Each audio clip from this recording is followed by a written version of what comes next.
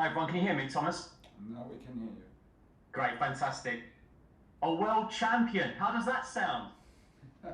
Not bad, not bad. Many congratulations on that. Thanks. I want to talk about Cesar Azpilicueta, a fantastic captain. He's won it all.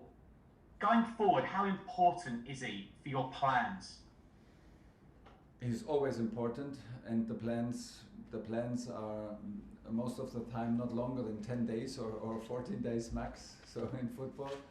And for me as a manager, but he is super important. He was super important since day one. We had a good connection from the first day, which is always important, and you always wish for as a coach.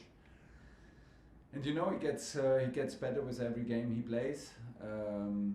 He is an example, a leader by doing and leading by example, which is always super nice to have. And yeah, now he collects so many trophies, has such an incredible career in one club, which is outstanding. And he embodies everything what Chelsea stands for: being relentless, being humble, but being a warrior at the same time. And I don't think that there exist people who do not wish for the very best for him and do not like that he has all these trophies. He deserves it.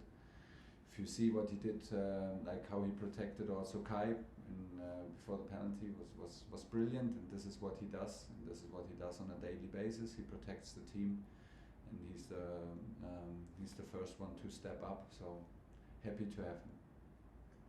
I want to talk about Kerr as well, Thomas. You know, you didn't know where he was going in terms of his career. Obviously, getting dropped before you came here. Yeah. But you must be really proud of his comeback with Edward Mendy away. He seems more than a number two now. Do you know what I mean? You know, you've got a good problem now, maybe. Yeah, a problem in terms of performance, because Kepa is so good in training and in the games. Meanwhile, that he could be the number one. Yes. He is not, because we have Mendy and Edu is our number one. There's no need to change. But it's full credit to Kepa. He's like you said, he's an outstanding character and fantastic team player, and did not experience many players who have the capacity to cope with the situation like he did.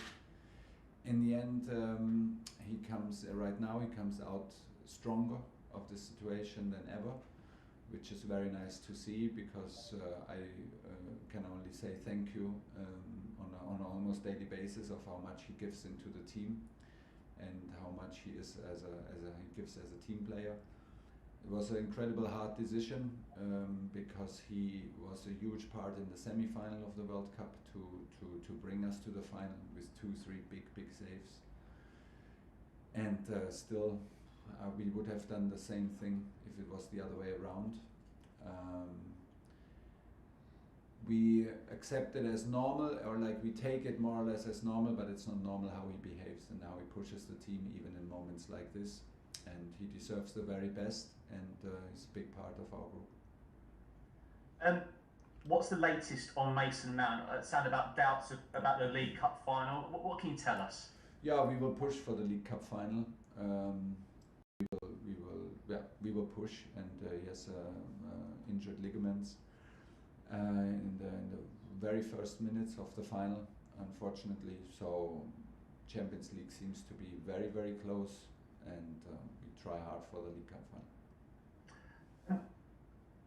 You said you've spoken to Hudson-Odoi. There are reports that he's considering changing his national team.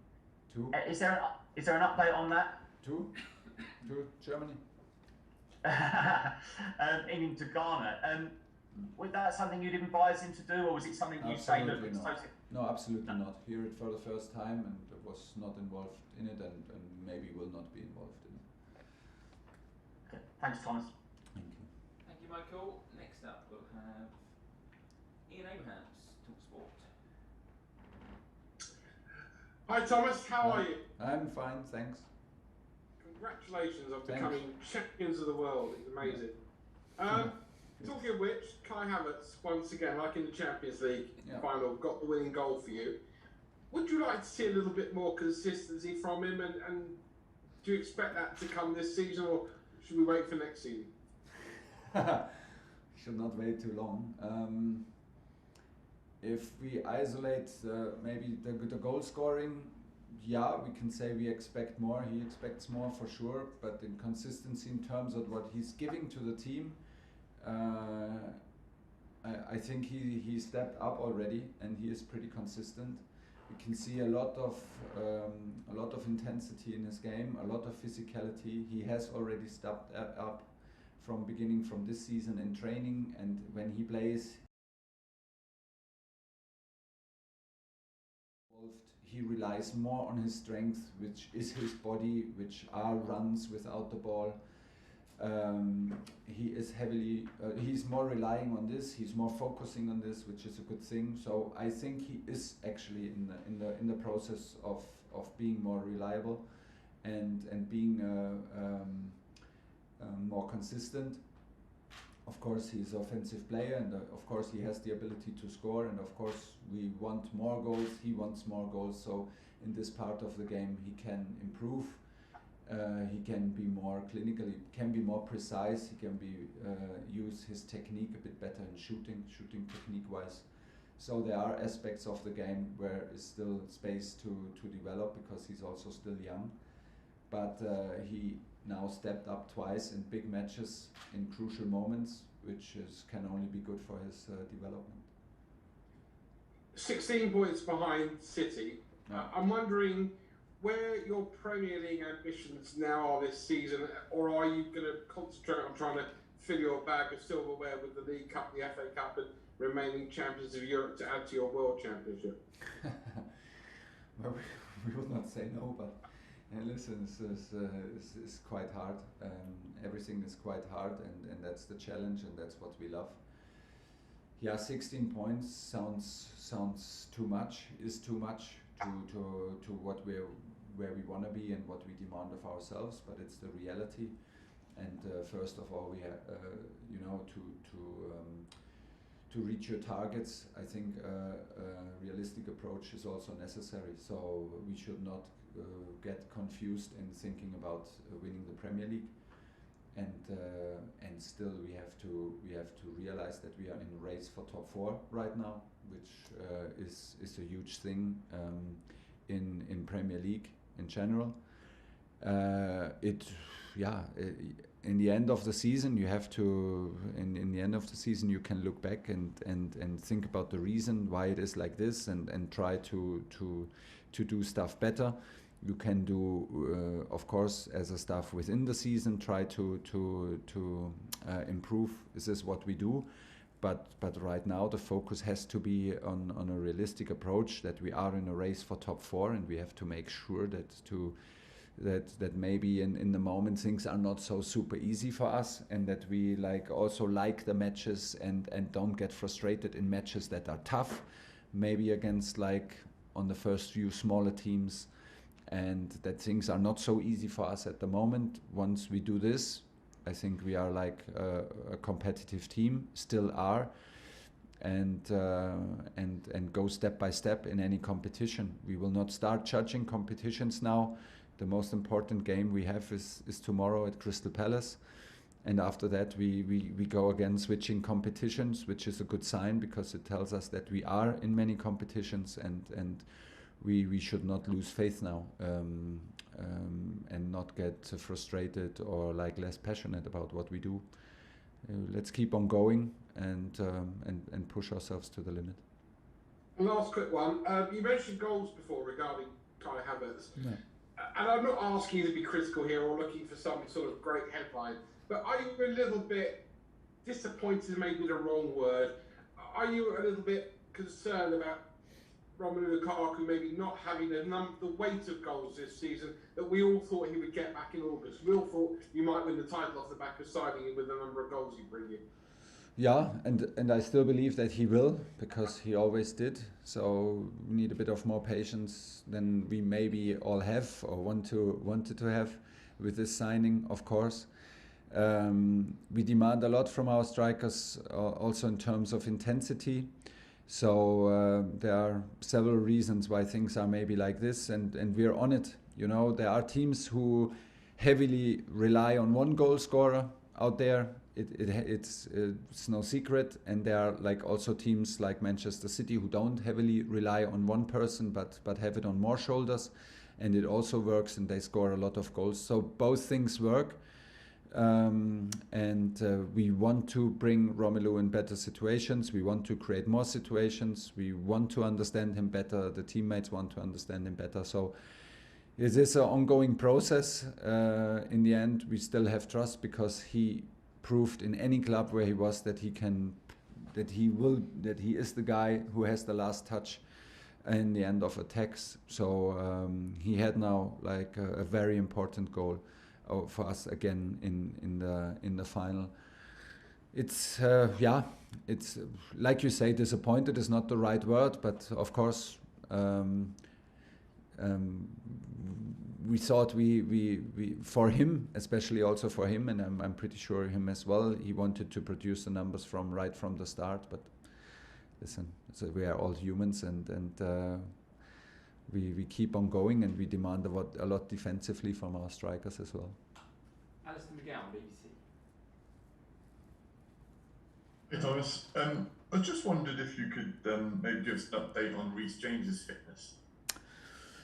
Yeah, I can. It's of course it's too long for all of us, for Reece, for us. We miss him a lot, and I had the feeling from the very start that we have to deal with a big injury. Unfortunately, my feeling is right. We had a little bit of a setback because he caught a flu in the moment where he was very close to rejoin team training. So this was a kind of a setback. And like always, you always have the risk with a very physical player like Reece is, and the big muscle injury, that you have to consider that sometimes there's a delay in the comeback, which we are right now. So he's still in individual training, progressing a lot, doing almost everything what you can do in individual training. And we're waiting for him. The plan is that he rejoins the group next week. When do you think he'll be back ready for selection then? Well, it's a long time now. Now we're speaking about like how much? 7 weeks, 8 weeks.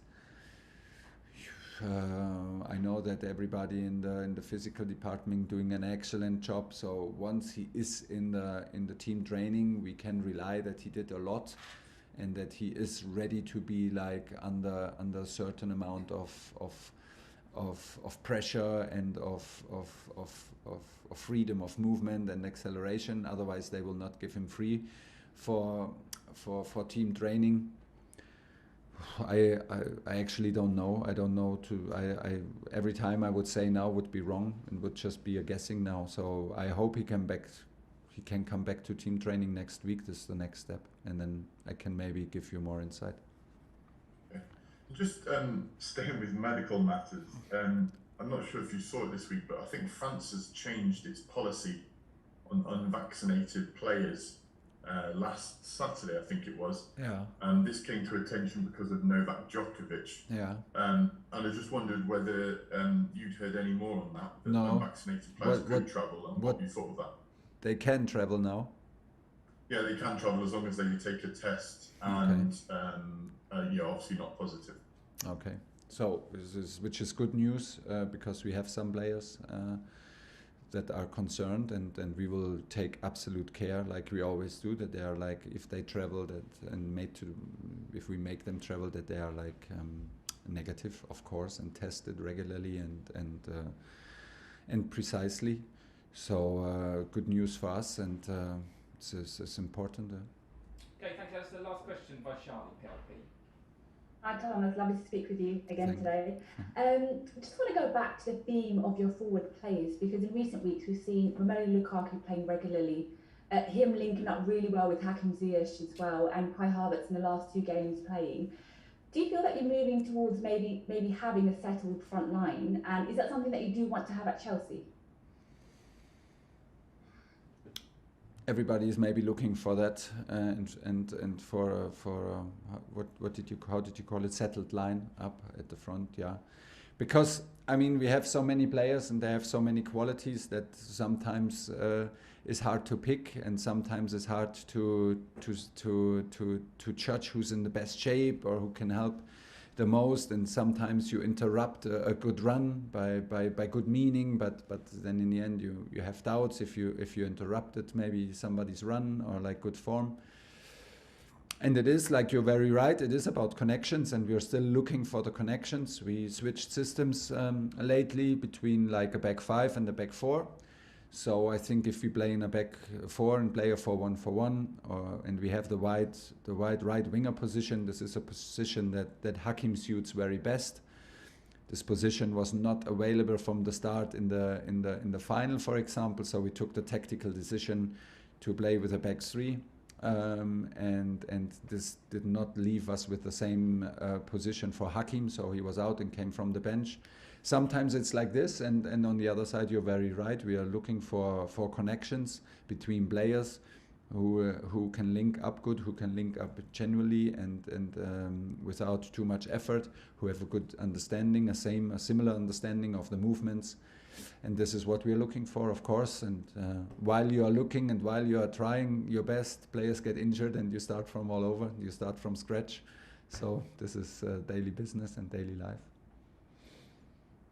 Just one final question, just to end off. I know Ruben Loftus-Cheek returned to training this week. What's his fitness looking like? And can you confirm the injury that he did actually have? Well, he had problems at his Achilles. The pain was very painful and a kind of inflammation. So not a big injury, but painful, which held him back from being on the pitch. Since he is back, since we are back from Abu Dhabi, and since he is back, he's very strong. I can see that he feels free because he had an excellent training week and is available for the game tomorrow. Was that linked to his previous Achilles injury? No, was the other? No, it was a separate issue. Okay. Thanks, Right, thank you very much, Thomas. Okay, that's the end of the broadcast section.